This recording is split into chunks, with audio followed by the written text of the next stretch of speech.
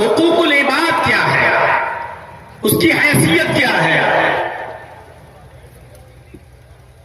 ایسے سمجھنے کی کوشش کریں کہ اللہ تبارک و تعالی نے جب آدم علیہ السلام کے اندر روح ڈالی اور ان کو بہت سے نام سکھائے، ان کی عظمت اور ان کے مقام کو بلند رکھنے کے لیے اللہ تبارک و تعالی نے فرشتوں کو حکم دیا سجدہ کرو، اسجدوا لآدم، آئے فرشتوں تم آدم کو سجدہ کرو۔ قرآن کہتا ہے فسجدوا الا ابلیس ابا واستکبر وکان من الکافرین، سارے فرشتوں کو اللہ نے حکم دیا سجدہ کرو اور سب نے کر بھی لیا، فسجدوا سب نے سجدہ کر لیا الا ابلیس سوائے ابلیس کے، اس نے سجدہ نہیں کیا۔ اور سجدہ کیوں نہیں کیا اس کی بھی وضاحت اللہ رب العالمین نے کر دی، انکار کیا، ابا منکر ہوا، نہیں کریں گے سجدہ۔ کیوں نہیں کیا؟ واستکبر، تکبر میں آ گیا، غرور آ گیا اس کے اندر، وکان من الکافرین، اور وہ کافروں میں سے ہو گیا۔ غرور کیا آ گیا؟ قرآن نے اس کی بھی وضاحت کی۔ اور غرور کیا تھا اس کے اندر؟ آئے اللہ میں آدم کو سجدہ کروں گا، میں ان کو جس کو تو نے مٹی سے پیدا کیا میں اس کے سامنے سجدہ کروں گا۔ خلقتنی من نار وخلقتہ من طین، اے اللہ تو نے مجھے آگ سے پیدا کیا، آگ سے، اور اس کو مٹی سے۔ تکبر دیکھیے یہیں سے آیا، کیا کہا؟ تو نے مجھے مٹی آگ سے پیدا کیا اور آدم کو مٹی سے پیدا کیا، کیا آگ مٹی کو سجدہ کرے گی؟ کیا آگ مٹی کے سامنے جھکے گی؟ ابا، انکار کر دیا، نہیں کریں گے۔ واستکبر، یہی تکبر تھا اس کے اندر کہ آگ مٹی کے سامنے کیسے جھک سکتی ہے۔ وکان من الکافرین، اور وہ کافروں میں سے ہو گیا۔ میرے بھائیوں غور کرو، آدم علیہ السلام کو اللہ نے پیدا کیا، پھر روح ڈالی، روح ڈالنے کے بعد ان کو بہت سے نام سکھائے، نام سکھلانے کے بعد ان کی عظمت کو برقرار رکھنے کے لیے فرشتوں سے کہا کہ تم آدم کو سجدہ کرو۔ یہ اللہ رب العالمین کا محدود حکم تھا اور محدود وقت کے لیے تھا۔ اس سے یہ دلیل نہیں نکالی جا سکتی ہے کہ دیکھو اللہ نے خود حکم دیا کہ آدم کو سجدہ کرو، لہذا اس سے یہ دلیل نکلتی ہے کہ بندوں کو بھی سجدہ کیا جا سکتا ہے۔ میرے بھائیوں اللہ رب العالمین کا جو حکم جس وقت تھا اس وقت تمام فرشتوں کے لیے وہ چیز عبادت تھی اور اللہ کا حکم ماننا ضروری تھا، سب نے مانا بھی، لیکن ابلیس نے انکار کر دیا اور کہا کہ میں سجدہ نہیں کروں گا کیونکہ میں آگ سے پیدا ہوا ہوں اور آگ مٹی کے سامنے نہیں جھکے گی، اور وہ کافروں میں سے ہو گیا۔ اللہ رب العالمین نے بھی ابلیس کو راندہ درگاہ کر دیا اور نکال دیا۔ ایک بات یاد رکھیے گا، ابلیس نے صرف آدم کو سجدہ ہی تو نہیں کیا، بقیہ کس چیز کی کمی تھی؟ غور کریے گا، کیا وہ عبادت نہیں کرتا تھا؟ کیا وہ شرک کرتا تھا؟ کیا وہ اللہ کی ذات اور صفات میں کسی کو شریک کرتا تھا؟ نہیں کرتا تھا۔ ابلیس کو یہ بھی انکار نہیں تھا، وہ اللہ کو سجدہ بھی کرنا تھا اور اللہ کے سامنے سجدہ کرنے کا انکاری بھی نہیں تھا، اور عبادتیں تو اتنی کرتا تھا کہ تفسیر ابن کثیر اٹھا کر دیکھیں 4 انگلی کے برابر بھی، الا موضع 4 اصابع، 4 انگلی کے برابر بھی کوئی جگہ ایسی خالی نہیں جہاں شیطان نے سر نہ رکھا ہو سجدے میں، جہاں اس نے سر نہ جھکایا ہو اللہ کے سامنے سجدہ کرتے ہوئے۔ ہم اور آپ کیا عبادت کریں گے اللہ رب العالمین کی؟ ہم اور آپ کیا سجدے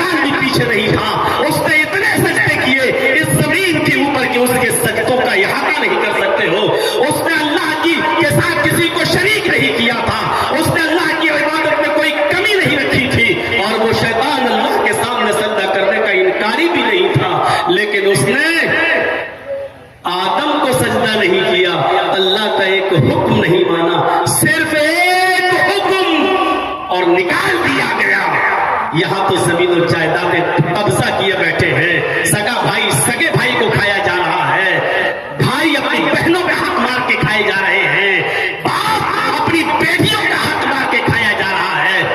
میرے بھائیوں، بہت سوچ سمجھ میں نے پوچھا تھا فاروق عبداللہ صاحب سے کہ آپ کی کمیٹی کی طرف سے کوئی موضوع ہے مجھے یا میں اپنی طرف سے رکھ لوں؟ میں نے کل یا پرسوں ہی پوچھا تھا تو شیخ نے کہا کہ نہیں، ہماری طرف سے تو کچھ نہیں، اصلاح معاشرے پہ رکھے تو بہتر ہوگا، ورنہ آپ جیسا بہتر سمجھیں۔ تو بہت سوچ سمجھ کر میں نے اس ٹاپک کو اٹھایا کہ آج اس چیز کی ضرورت ہے۔ آج حاجی ہی سمجھتا ہے کہ میں نے نماز پڑھنی ہو گئے بس پار صاحب، یہاں مرے ڈائریکٹ جنت الفردوس میں داخل۔ یہاں جو آدمی بیچارہ جس کی فجر کی نماز کبھی جماعت سے نہیں چھوٹتی، وہ سمجھتا ہے کہ ہم مرے اور سیدھے جنت کے اندر ہم داخل ہو جائیں گے۔ ہم تو ماشاءاللہ تہجد گزار ہیں، ہم فجر کی نمازیں پڑھتے ہیں۔ میرے بھائیوں، شیطان نے 4 انگلی کے برابر بھی جگہ نہیں چھوڑی جہاں سجدہ نہ کیا ہو، لیکن اس کے باوجود اس نے راندہ درگاہ ہو گیا۔ کیوں؟ کیونکہ جب اللہ نے حق دے دیا آدم کو سجدہ کرو، اب یہ حقوق العباد میں شامل ہے، تم آدم کا تو سجدہ کرو تو آدم کا حق ادا ہوگا، اور نہیں تو حقوق اللہ میں کمی نہیں کرتا تھا، حقوق العباد میں کمی کی، راندہ درگاہ کر دیا گیا۔ وہ اللہ کے سامنے سجدے میں کمی نہیں کرتا تھا، لیکن اس نے آدم کا حق ادا نہیں کیا، نکال دیا گیا۔ یہ ہے حقوق العباد۔ نماز پڑھنے والوں سوچو، بے نمازیوں سے تو آج ہمارا کوئی خطاب ہی نہیں ہے، ان سے تو ہمیں کوئی مطلب ہی نہیں ہے۔ یہاں تو ہم تہجد گزاروں کو مخاطب کر رہے ہیں، یہاں تو ہم ان نمازیوں اور فجر کے میں جماعت نماز پڑھنے والوں سے میں کہہ رہا ہوں، ذرا نماز پڑھنے جا رہے ہو، ذرا سوچو کہ ہم کسی کا حق تو نہیں مان رہے ہیں۔ سوچئے گا، جائیے گا اور ٹھنڈے دل سے سوچئے گا سوتے وقت۔ نماز بھی پڑھتے ہیں تو مونچھوں پہ ہاتھ پھیرتے ہوئے، داڑھی سہلاتے ہوئے، ایسے لگتا ہے جیسے اللہ پر بہت بڑا احسان کرتے ہوئے آ رہے ہیں۔ میرے بھائیوں، وَاعْبُدُوا اللَّهَ وَلَا تُشْرِكُوا بِهِ شَيْئًا، اللہ عبادت اللہ ہی کی، اس کے ساتھ کسی کو شریک نہیں۔ اور اس کے بعد حقوق العباد کا تذکرہ، حقوق العباد میں جو رشتے آئے ہیں وہ بعد میں اس کا تذکرہ۔ پہلے یہ بتا دوں کہ بندہ دیکھیے، حضرت آدم کو سجدہ نہیں کیا، راندہ درگاہ ہو گیا۔ آپ کو یاد ہوگا، بخاری شریف پڑھیے، کتاب و بدل وحی اٹھائیے، پہلا ہی وہ حدیث انما الاعمال بالنیات کے بعد آپ جب کتاب و بدل وحی پڑھیں گے تو پہلی حدیث میں آپ لمبی حدیث آپ کو ملے گی۔ نبی اکرم صلی اللہ علیہ وسلم کئی دن کا کھانا لے جایا کرتے تھے، غار ہرا کے اندر اللہ کی عبادت میں مصروف رہا کرتے تھے کہ ایک دن جبرائیل امین آئے، نبی اکرم صلی اللہ علیہ وسلم کے سامنے آ کر بیٹھ گئے، اور بیٹھنے کے بعد فرمایا نبی اکرم صلی اللہ علیہ وسلم سے، حالانکہ ابھی آپ نبی نہیں بنے ہیں، ابھی آپ رسول نہیں بنے ہیں، ابھی قرآن کی کوئی آیت نبی اکرم پر نازل نہیں ہوئی ہے، یہ پہلا واقعہ ہے، پہلا موقع ہے۔ حضرت جبرائیل علیہ السلام نبی اکرم صلی اللہ علیہ وسلم کے پاس جا کر بیٹھ گئے اور کہا، اقرا یا محمد، اے محمد پڑھو۔ کیا کہا؟ اقرا یا محمد، اے محمد پڑھو صلی اللہ علیہ وسلم۔ محمد رسول اللہ صلی اللہ علیہ وسلم نے جو جواب دیا وہ وہی جواب تھا ہی، اور فطری طور پر جس انسان نے کبھی کوئی کتاب نہ پڑھی ہو، جس کو کوئی پڑھایا نہ گیا ہو، اس کا وہی جواب ہوگا، اور وہی جواب اللہ کے نبی نے دیا، ما انا بقاری، میں پڑھا ہوا نہیں ہوں۔ پہلے تو ڈر گئی، یہ آیا کون ہے؟ آج تک کوئی نہیں آیا غار ہرا میں، یہ کون ہے؟ اور آتے ہی مجھ سے کہہ رہا کہ پڑھو، ما انا بقاری، میں پڑھا ہوا نہیں ہوں۔ بخاری کے الفاظ، اللہ کے نبی فرماتے ہیں کہ اس نے مجھے پکڑا، اپنے سینے سے لگایا، اور اس نے اتنی زور سے مجھے دبایا کہ مجھے ایسا لگا کہ کہیں میری جان نہ چلی جائے۔ اس نے اتنی زور سے مجھے دبایا کہ مجھے ایسا لگا، ایسا محسوس ہوا کہ کہیں میری جان نہ چلی جائے۔ اس کے بعد اس نے چھوڑا، اور چھوڑنے کے بعد پھر اس نے کہا، اقرا یا محمد، اے محمد پڑھو۔ ظاہر بات ہے آپ نے پھر وہی جواب دیا، ما انا بقاری، میں پڑھا ہوا نہیں ہوں۔ جبرائیل امین نے پھر پکڑا،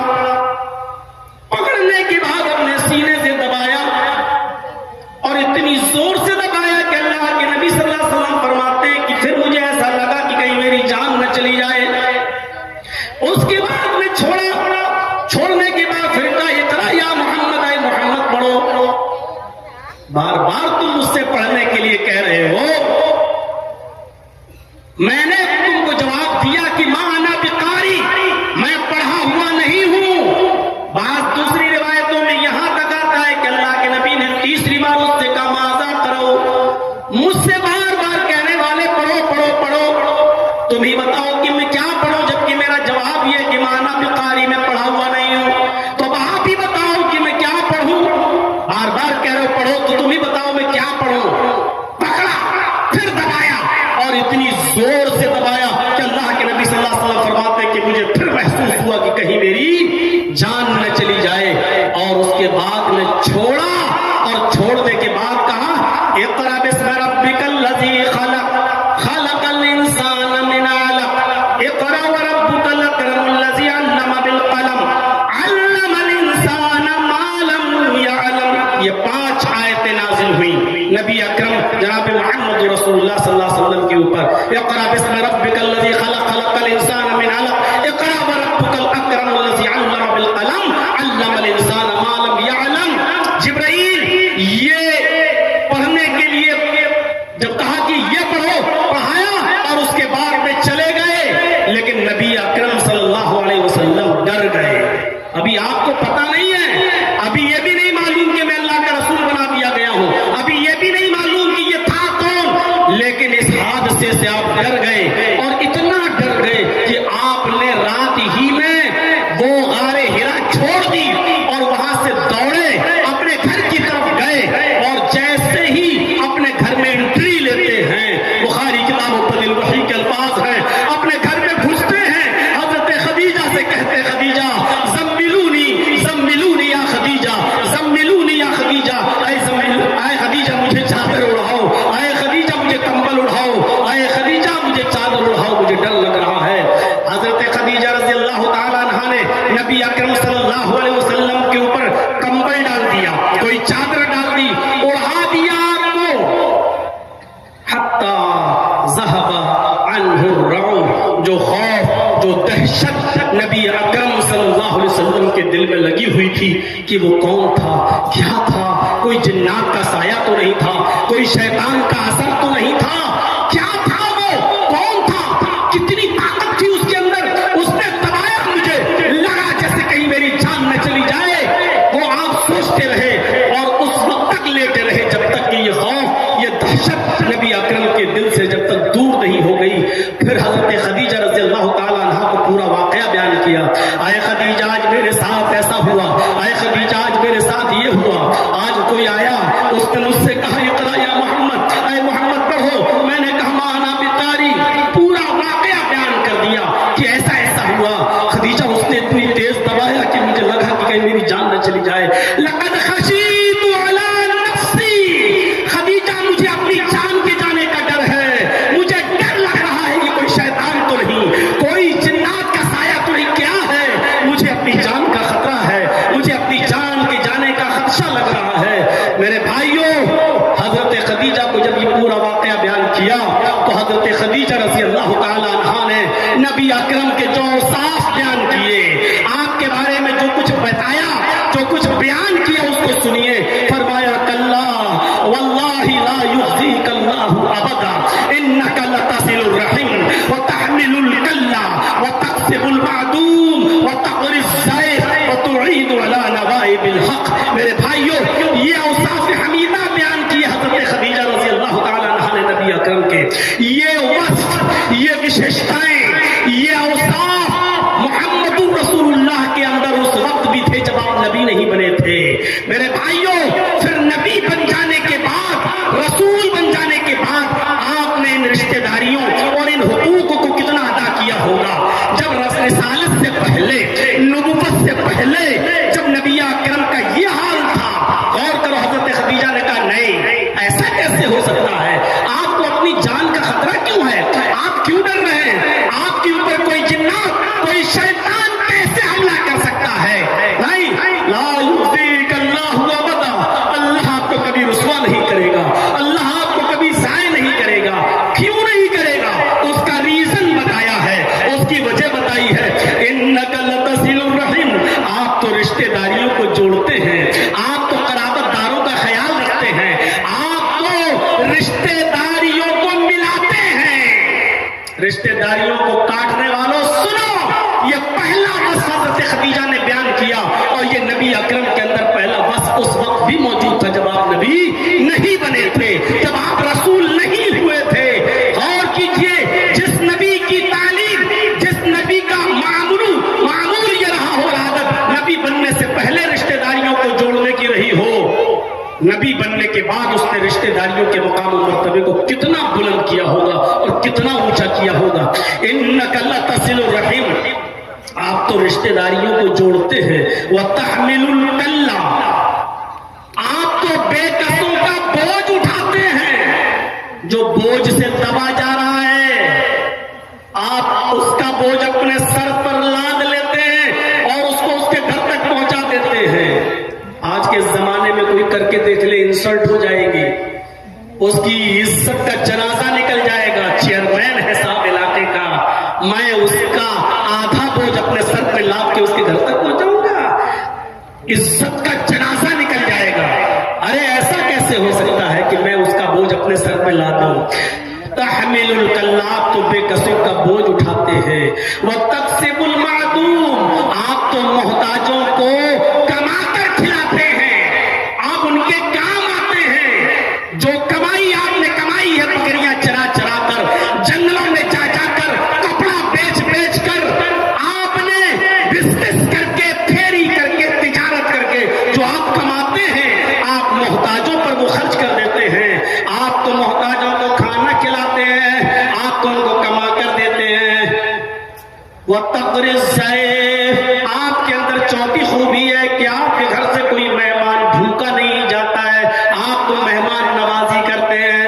आप भूखे रह जाते हैं लेकिन मेहमान की मेहमान नवाजी में कमी नहीं आने देते हैं। वो तुईनु अला नवाइबिल हक़, मुश्किल हालात में भी आप अमरे हक का साथ देते हैं, सच्ची बात का साथ देते हैं। राहे गुलगश्ता को आप रास्ता दिखाते हैं, उसको उसकी मंजिल तक पहुंचाते हैं। मेरे प्यारे साथियों, गौर करो, हजरत खदीजा ने ये नहीं कहा कि आप तो अल्लाह की बहुत इबादत करते हैं, कई कई दिन का खाना ले जाते हैं और आप तो अल्लाह की इबादत में लगे रहते हैं, आप तो सिर्फ उसी के सामने सजदा करते हैं। ये खूबी बयान नहीं की। हजरत खदीजा ने कहा आपको अल्लाह ज़ाय कर ही नहीं सकता, आपको अल्लाह रुसवा कर ही नहीं सकता, आपको अल्लाह बर्बाद कर ही नहीं सकता।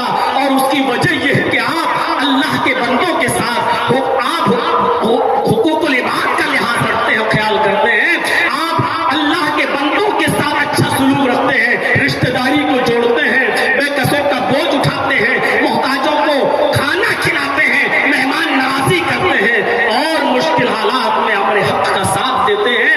ये खूबियां आपके अंदर है, तो फिर आपको अल्लाह बर्बाद कैसे कर सकता है, आपको अल्लाह ज़ाहिर कैसे कर सकता है। मेरे प्यारे साथियों, अंदाजा लगाइए, ये है हुकूकुल